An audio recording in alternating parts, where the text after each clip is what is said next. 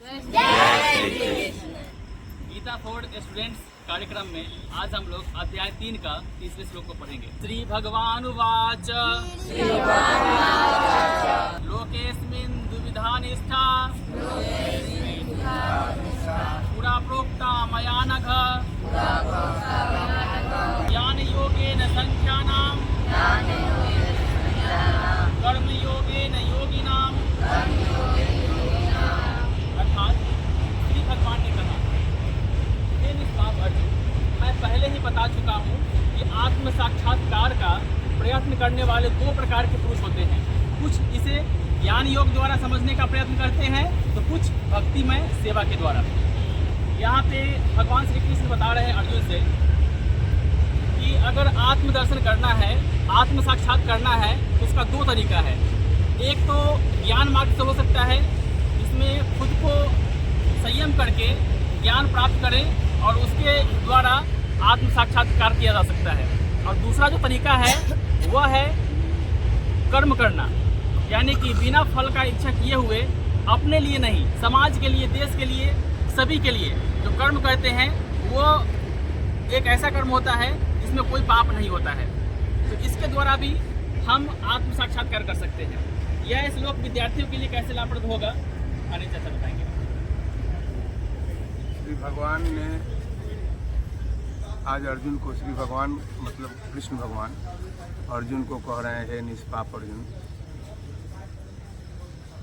आत्म साक्षात्कार का मतलब हम सचमुच में क्या हैं, हमारी योग्यता क्या है, मेरा चरित्र कैसा है, समाज में मैं कैसा काम करता हूँ, मैं कैसा आदमी हूँ। जिस व्यक्ति को इन सब चीज़ों को जानने का, समझने का गुण प्राप्त हो जाता है, उसको कहा जाता है कि यह आत्म साक्षात्कार करने में सक्षम है।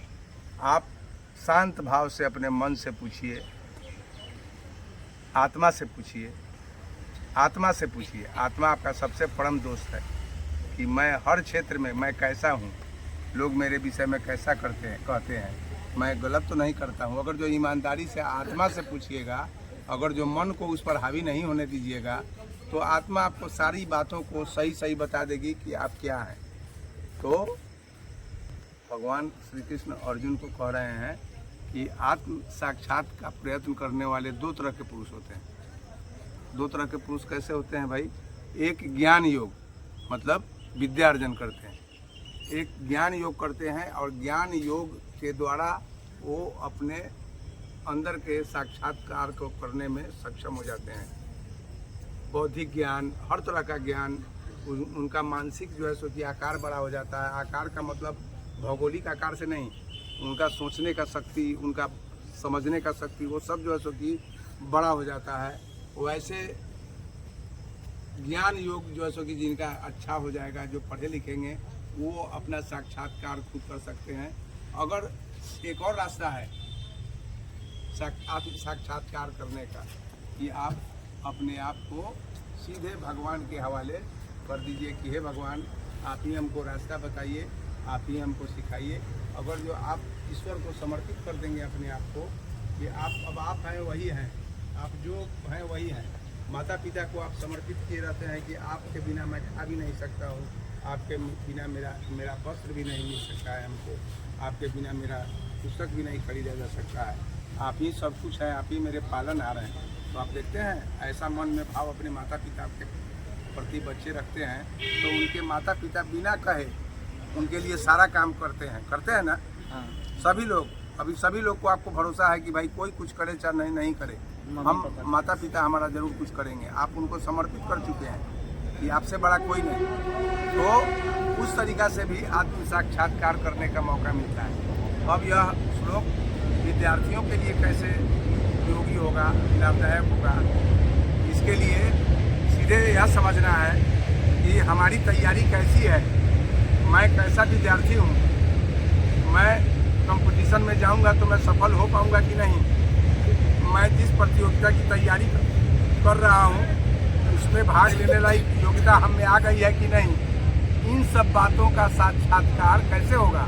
या आप खूब बढ़िया से अपना मनन करेंगे, आप तरह तरह का क्वेश्चन बना करके आप उसका अभ्यास करेंगे, आप उस क्वेश्चन का हल कर लेते हैं तो आपको लगेगा कि नहीं मैं हमें ये आता है।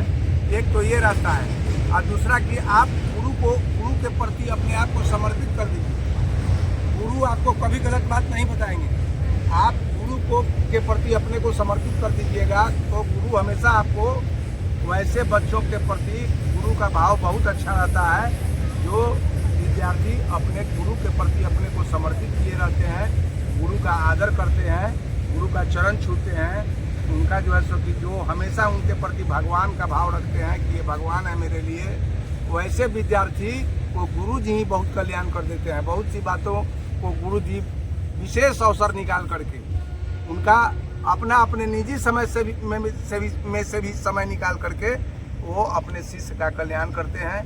ऐसे गुरु बातों को अपने शिष्य को बताते हैं जिससे वह विद्यार्थी अपना आत्म साक्षात्कार करने में सक्षम हो जाता है। इसलिए या तो आप खूब मन लगा करके पढ़ रहे हैं, ये तो बहुत अच्छी बात है, और आप दूसरा तरीका ये भी है कि आप अपने गुरु के प्रति एकदम समर्पित हो जाइए।